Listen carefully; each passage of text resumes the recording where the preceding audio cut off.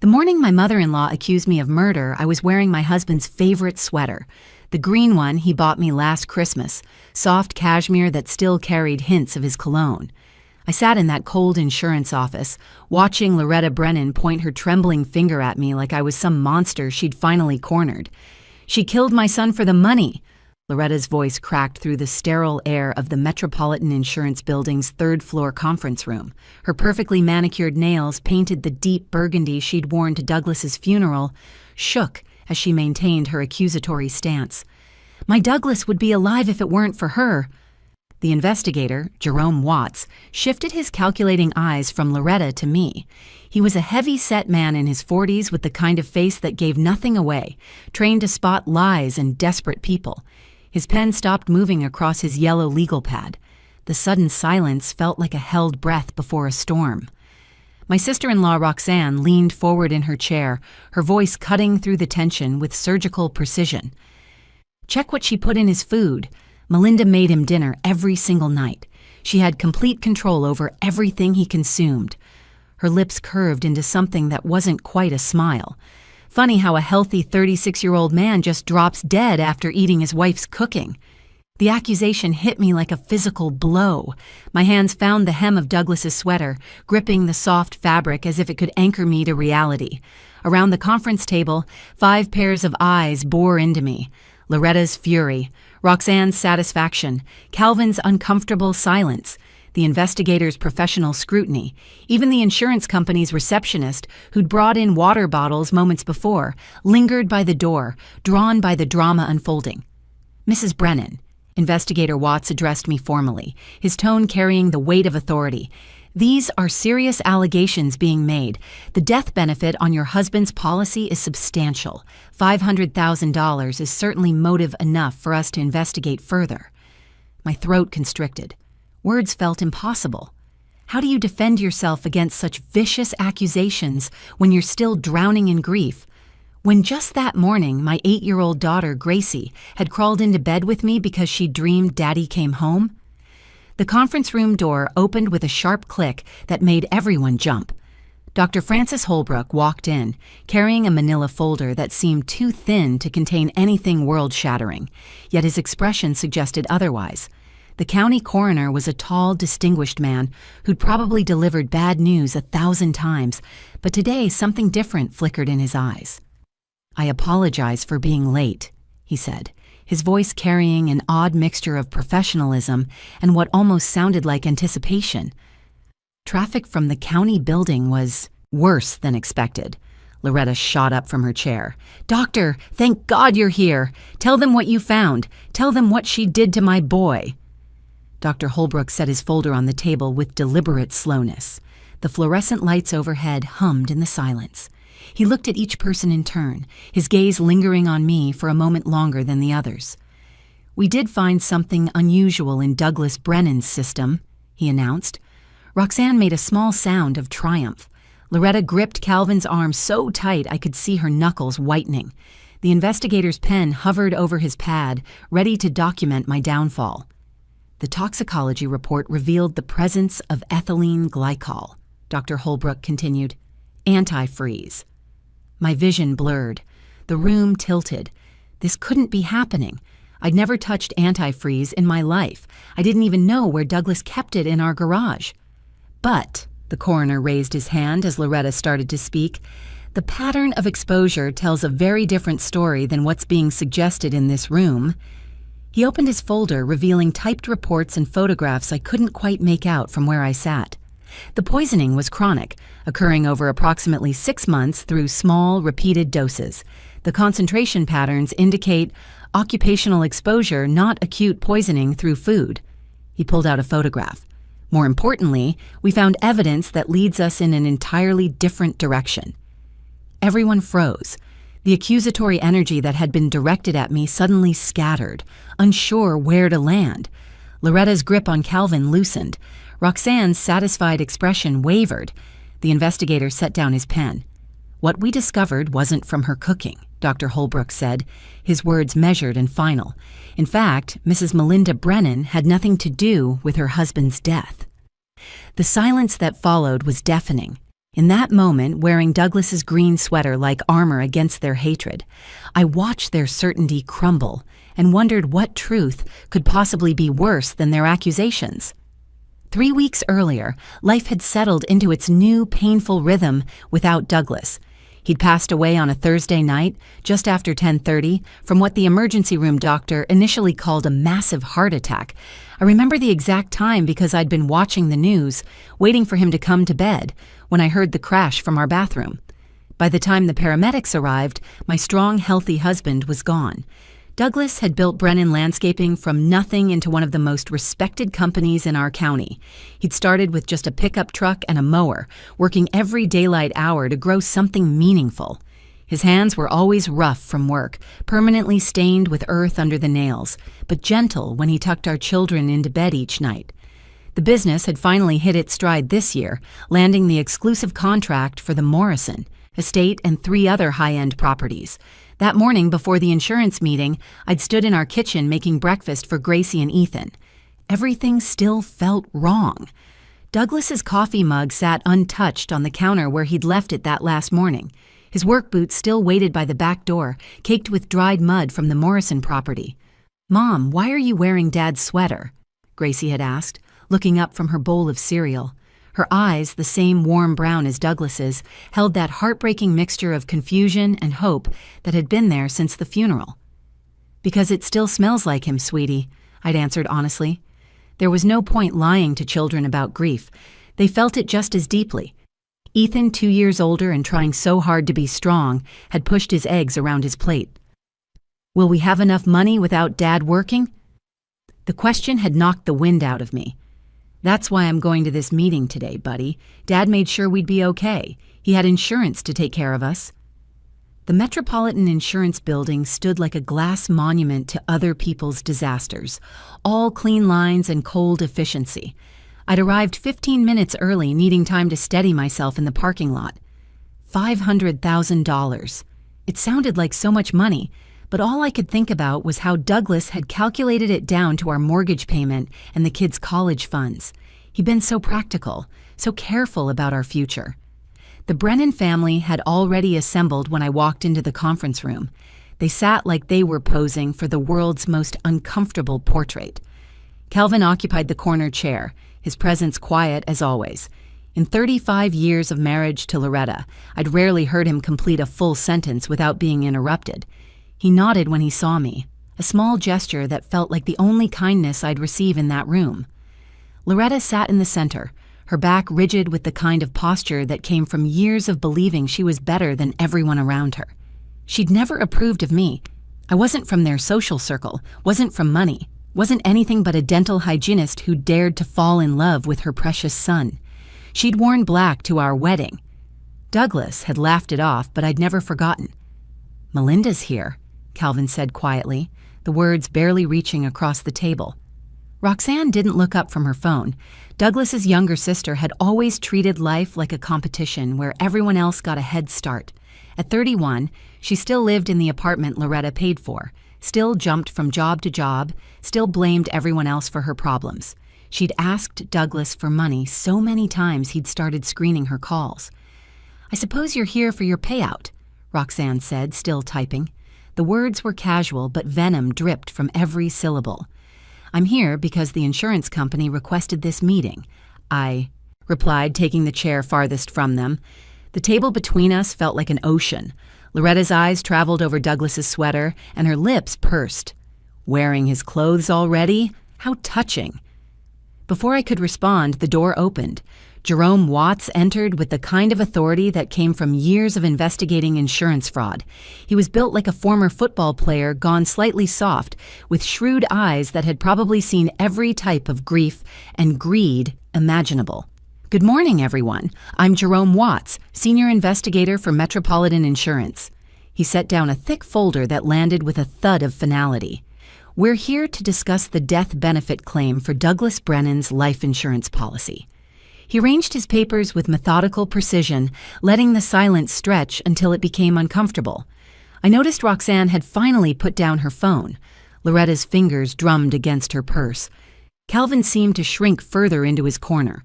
"Before we proceed, Watts said, looking directly at me.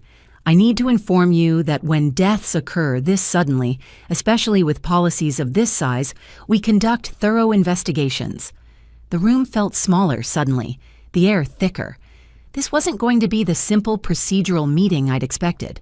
Investigator Jerome Watts opened his folder with the practiced efficiency of someone who'd destroyed lives with paperwork before.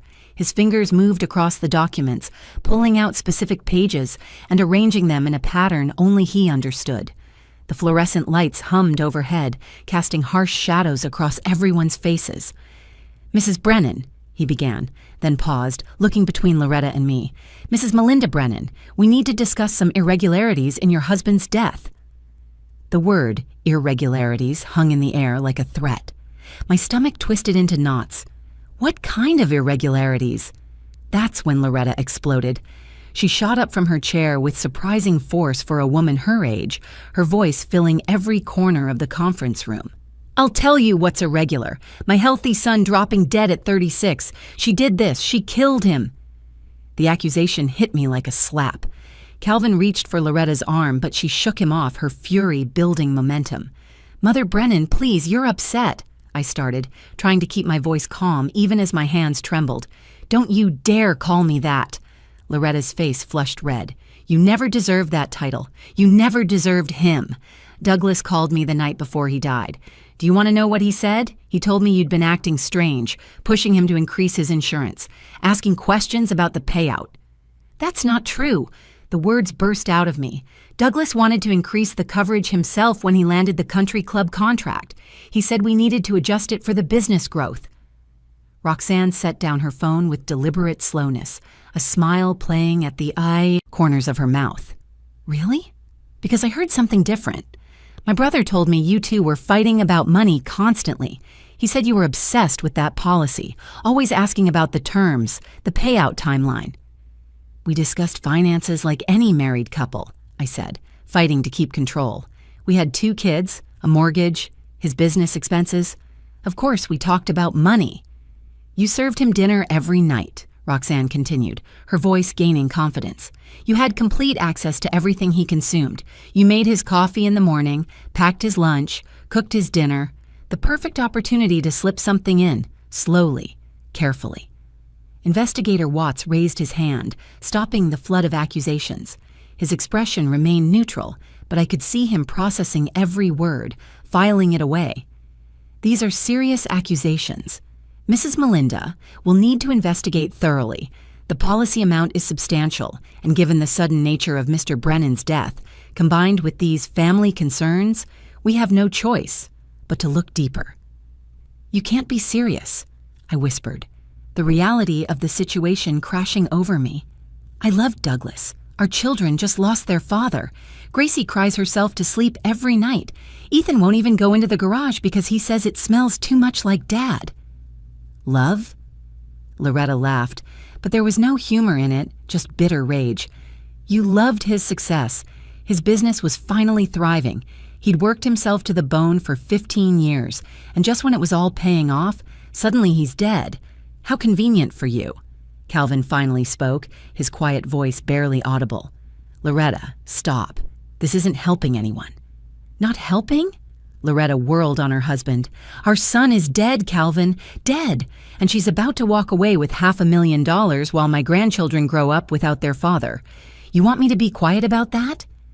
The investigator made notes on his yellow pad, each scratch of his pen feeling like another nail in my coffin. He looked up at me with those calculating eyes. "Mrs. Melinda, I need to ask you some specific questions. Where were you the night your husband died?" "Home," I answered immediately, "making dinner." Douglas came home late from the Morrison property. They're renovating their entire backyard, and he wanted to finish laying the irrigation lines before the rain came. He was exhausted, covered in dirt. He took a quick shower, ate dinner, and went to bed. 3 hours later, I heard the crash from the bathroom. "What did you serve him for dinner that night?" "Chicken marsala, his favorite. I made it at least once a week because he loved it so much. The kids had already eaten earlier because it was a school night. They had mac and cheese. Douglas and I ate together after they were in bed." "Just the 2 of you ate the marsala?" "Yes." "Convenient. Roxanne muttered, examining her manicured nails. Watts continued writing. Did your husband have any health issues? Was he taking any medications? Nothing serious. Blood pressure medication sometimes when work got stressful. He'd been complaining about headaches the last few months, feeling more tired than usual, but we thought it was just the long hours. The Morrison project was demanding. Headaches and fatigue, Loretta said triumphantly. Classic signs of slow poisoning. She was killing him gradually, making it look natural. The walls felt like they were closing in. These people who were supposed to be family were constructing a murder case against me while my children sat at school, orphaned and innocent. I stood up from my chair so abruptly that it scraped against the floor, the sound cutting through their accusations like a knife. Anger finally overtook the grief that had been suffocating me for 3 weeks. My hands pressed flat against the conference table as I looked each of them in the eye. Enough! The word came out stronger than I'd felt in weeks. You want to investigate? Fine. Test everything in my house, the food, the dishes, the pots and pans, my entire kitchen. Take samples from every surface Douglas touched. But while you're wasting time attacking me, ask yourselves who really benefits from Douglas being gone. Loretta's mouth opened in shock. How dare you turn this around? No, how dare you? I turned to face her fully, Douglas's sweater giving me strength. You want to talk about suspicious behavior? Let's talk about the real family dynamics here. I focused on Investigator Watts, who had stopped writing and was watching me intently. Did you know that Loretta co-signed Douglas's business loans? Every single one of them. Her name is on everything. She'd been pressuring him for months to make her a full partner in Brennan Landscaping. Calvin shifted in his corner chair, his eyes widening. This was news to him. That's family helping family, Loretta protested, but her voice had lost some of its certainty. Is it? Because Douglas told me you threatened to call in the loans if he didn't give you 50% ownership.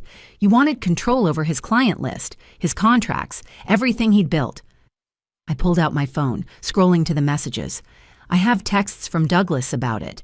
He was sick about it, didn't know how to handle your manipulation. Roxanne stood up quickly. You're making things up to deflect. Am I?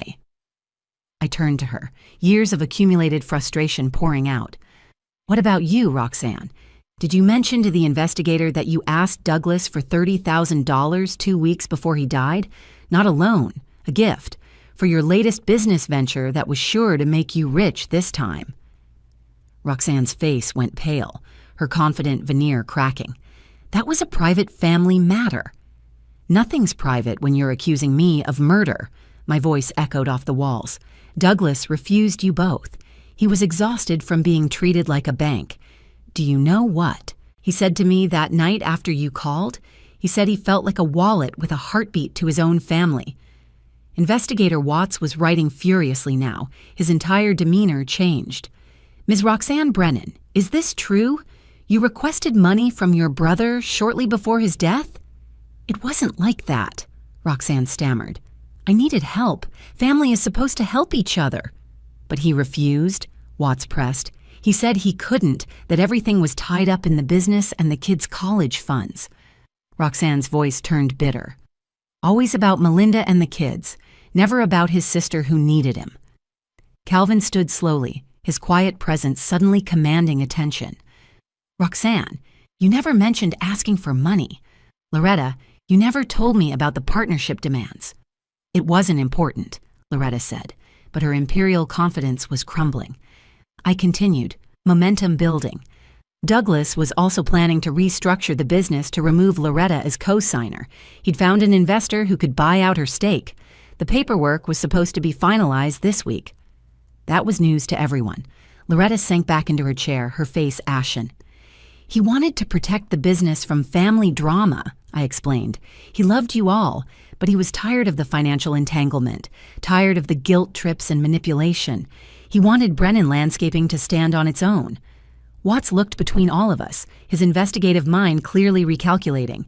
This puts things in a very different light, multiple parties with potential financial motives. I'm not finished, I said, my voice steady now.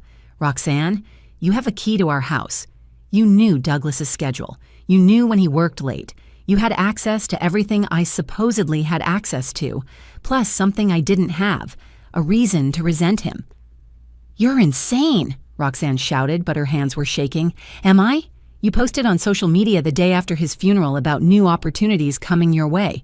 Who does that when their brother just died?" The room fell silent except for the humming of the fluorescent lights. Everyone seemed frozen in place, the accusations hanging between us like a web of suspicion and greed. Investigator Watts finally spoke.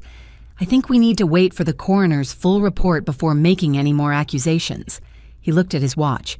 "Dr. Holbrook should be here any moment." As if summoned by his words, the door opened. Dr. Francis Holbrook entered, carrying his manila folder like it contained the answer to everything. His expression was grim but oddly satisfied, like someone who'd solved a puzzle no one else could see. "Sorry I'm late," he said, surveying the tense room, "but I have information that changes everything about this case." Dr. Holbrook set his folder on the conference table with deliberate precision, the sound echoing in the silent room. Everyone leaned forward unconsciously, drawn to whatever truth lay hidden in those documents. He opened the folder slowly, revealing typed reports, chemical analysis charts, and several photographs. The toxicology report confirmed the presence of ethylene glycol in Douglas Brennan's system. He began, his voice clinical and measured. "For those unfamiliar, that's antifreeze. It's a particularly insidious poison because it's sweet-tasting and initially causes symptoms that mimic other conditions." Loretta grabbed Calvin's arm, her knuckles white. "I knew it! She poisoned him." Dr. Holbrook raised his hand for silence. The poisoning was chronic, occurring over approximately 6 months through small, repeated doses. The concentration patterns and tissue analysis indicate occupational exposure, not acute poisoning through food. "Occupational?" I gasped, my mind racing. "From his landscaping work?" That's what we initially suspected, but the pattern didn't match typical occupational hazards. He pulled out a report. "We tested the chicken marsala remains from your refrigerator, Mrs. Melinda. Completely clean. We tested every food item, every surface in your kitchen. Nothing." Roxanne shifted in her chair, her phone clattering to the floor. She didn't move to pick it up. "But then we got curious about Mr. Brennan's work environment," Dr. Holbrook continued. "The Morrison property he was working on had been experiencing vandalism problems for months. Someone had been sabotaging equipment, slashing hoses, destroying newly planted landscaping. The Morrisons filed multiple police reports." He pulled out another document. 3 weeks ago, they installed security cameras without announcing it, hoping to catch the vandal. They captured something interesting. He produced a printed screenshot from security footage. Someone putting antifreeze in the water bottles the landscaping crew kept on site. The image was grainy but clear enough, a figure near the equipment shed, holding what appeared to be a container, pouring something into a cooler. "The Morrisons shared this footage with us yesterday." Dr. Holbrook pulled out an enhanced version of the image. "Ms. Roxanne Brennan, is this you?" The room exploded into chaos. Loretta screamed. Calvin stood up so fast his chair toppled backward. Investigator Watts reached for his phone, already dialing. Roxanne's face had gone completely white, her mouth opening and closing without sound. "That's not possible," Loretta gasped. "Roxanne, tell them it's not you." But Roxanne had started crying, ugly sobs that shook her whole body. "It wasn't supposed to kill him, just make him sick enough to quit. He promised me partnership in the business 2 years ago, before she got pregnant again." She pointed at me, mascara streaming down her face. "Then suddenly there's no room for family because he needs every penny for his perfect little nuclear family. You killed my husband because he wouldn't give you money?" I couldn't process what I was hearing. My legs felt weak, and I had to grip the table to stay upright. "I didn't mean for him to die," Roxanne wailed. "Just get sick enough to need help running the business. Then I'd step in, prove myself, show everyone I could be successful too. But it was so hot this summer, and he kept drinking more and more water because of the heat. The doses accumulated faster than I calculated." "Calculated?" Calvin's voice broke. "You calculated poisoning your own brother? He was supposed to get dizzy, maybe pass out at work, go to the hospital. They'd say he couldn't do physical labor anymore, and I'd take over the business side while he recovered." Roxanne was hysterical now. "I researched it all online. Small doses caused confusion, fatigue, headaches. It was perfect. He'd need me." Dr. Holbrook pulled out more documents. We found more footage. Ms. Brennan visited the Morrison property at least 15 times over 6 months, always when the crew wasn't there. We also tracked the antifreeze purchases to a hardware store near your apartment. Credit card records match. Investigator Watts had finished his call. Police are on their way. Nobody move. Loretta collapsed into Calvin's arms, her body shaking with sobs. My baby murdered my baby, she kept repeating, the words barely coherent. You knew about Douglas increasing the insurance, I said quietly, the pieces falling into place. You thought if he died, you'd contest the will, claim I was unfit, get control of both the money and the business. I never meant for this, Roxanne screamed. It was supposed to be simple. He gets sick. I save the company. Everyone sees I'm not the family failure. But he just kept working through the symptoms, kept pushing himself harder. Those headaches, I whispered. The fatigue. He thought it was stress. The ethylene glycol built up in his system over months, Dr. Holbrook explained. The final dose, combined with the accumulation and his exhaustion, triggered complete kidney failure and cardiac arrest. He died of chronic poisoning, not a heart attack. Police officers entered the room, their presence making everything suddenly, horribly real. They approached Roxanne with handcuffs, reading her rights as she sobbed about fairness and family and broken promises. The insurance office cleared out slowly after the police took Roxanne away. Her screams about unfairness echoed down the hallway until the elevator doors finally closed. Loretta hadn't stopped crying, collapsed against Calvin's shoulder, repeating, "Both my babies," over and over until the words lost all meaning. Calvin guided her out carefully, his own face aged 10 years in 10 minutes. Before leaving, Calvin stopped at my chair and placed a weathered hand on my shoulder. Melinda, I'm sorry. What we put you through today, after everything you've already suffered. Douglas loved you. He loved those children. We should have seen that instead of letting our grief turn into something ugly. He loved his family, I said, numbly. Even Roxanne. He would have helped her if she'd just been honest about needing help. I know. He was good that way. Got that from his mother, believe it or not. Calvin's voice cracked. The kids, Gracie and Ethan, they'll need their grandmother. When Loretta's ready, when you're ready, maybe they could see each other. I nodded, unable to form words. Despite everything that had happened in this room, my children deserved to know their father's family. They deserved to understand that love could exist even alongside terrible mistakes. Investigator Watts approached me after everyone else had gone. Mrs. Brennan, the insurance payment will be processed immediately. I'm sorry for what you went through today. No one should have to defend themselves like that while grieving. Will Roxanne go to prison? First-degree murder. She admitted to premeditation, research, and continued action over 6 months. She'll likely spend the rest of her life behind bars. 3 hours later, I sat in my car in the parking lot, still wearing Douglas's green sweater. The sun was setting, painting the sky the same orange and pink Douglas had loved. He used to stop working just to watch sunsets, said they reminded him that beautiful things happened every day if you just looked up. I picked up my phone and called the elementary school. Hi, this is Melinda Brennan. I need to pick up Gracie and Ethan early today. Is everything all right, Mrs. Brennan?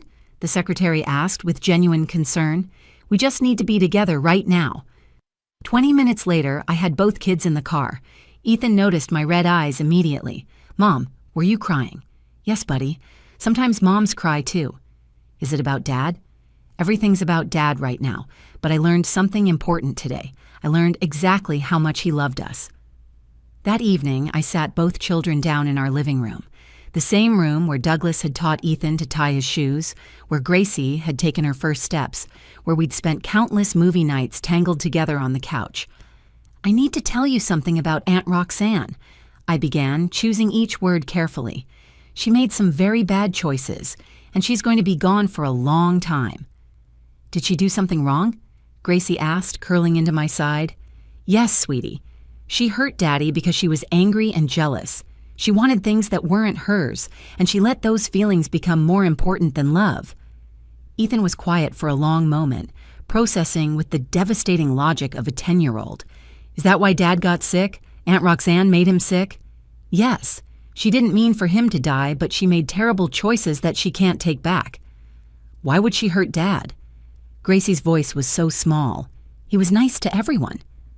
Sometimes people let wanting things become more important than loving people.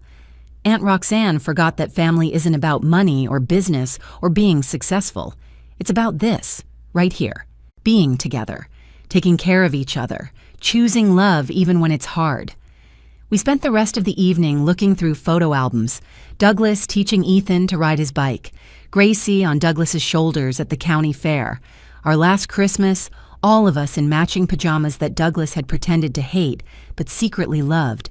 His hands dirty from work but gentle as he braided Gracie's hair for school.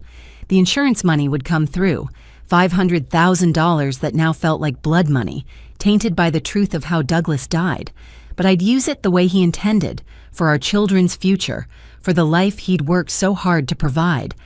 I kept wearing his green sweater for weeks after that day, not just for comfort anymore, but as a reminder that love and trust are precious, fragile things, that family can heal or destroy, that the real poison isn't always in what we eat or drink, but in the jealousy and resentment we let fester in our hearts. Douglas Brennan died believing in family, never knowing his own sister was slowly killing him. But his love, his hard work, his dedication to our children, that lives on. That can't be poisoned or stolen or destroyed by anyone's jealousy. Sometimes the greatest tragedy isn't just losing someone you love. It's discovering that the danger was sitting at your dinner table all along, smiling while they poured another glass of poison. If this story resonated with you, please hit that like button and share it with someone who needs to hear it. Your comments mean everything, so let me know your thoughts below. And don't forget to subscribe to our channel for more powerful true stories that remind us what really matters in life. Thank you for listening to my story.